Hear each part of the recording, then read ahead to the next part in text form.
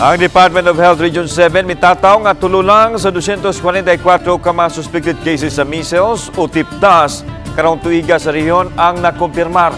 Nasayran nga ang tulo nga gilangkuban sa duha ka mga bata ug usa ka 23 anyos wa pa di ay mabakunahi batok sa tipdas ug niadtong first ug second quarter pa kini nataptan. Subay niini nanawagan ang DOH-7 sa mga ginikanan nga pabakunahan na batok sa tipdas ang ilang mga anak.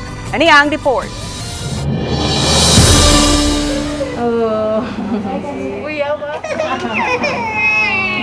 Sa Lapu-Lapu City, sub-sub ang routine vaccination sa mga health centers alang sa mga bata.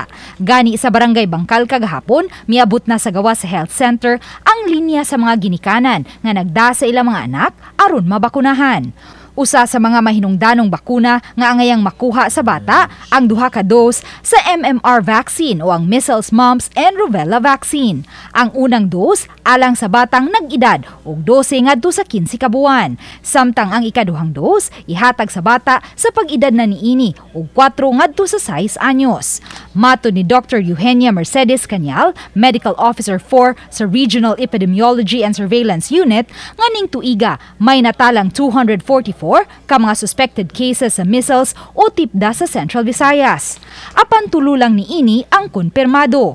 Ang duha, pulos mga batang wala pay usa ka tuig ang panuigon, samtang ang ikatulong kaso 23 anyos. Nasuta sa Reso 7 nga ang tulo ka mga konpirmadong kaso parehong wa mabakunahi batok sa tipdas.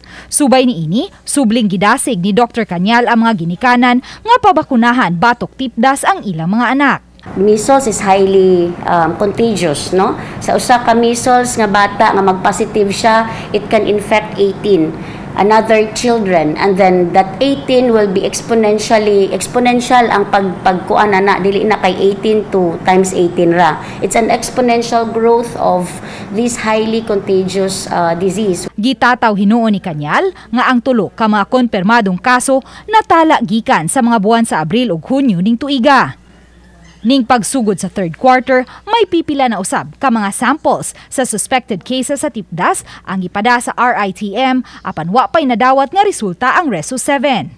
Dugang ni Cañal, ang maayong surveillance nga gihimo sa matag local health unit ang nakatampo sa pagkalakip sa Central Visayas sa mga dapit sa nasod nga adunay labing daghang kaso sa tipdas. Meaning, kung naay report sa community, naay report sa barangay, makapture dayon, makita dayon. So therefore, ma-report dayon, matali nato nga measles suspect. Again, wala pa na siya confirmatory. Uban ni Marlon Melgazo, Luan Narondina, Balitang Bisdak.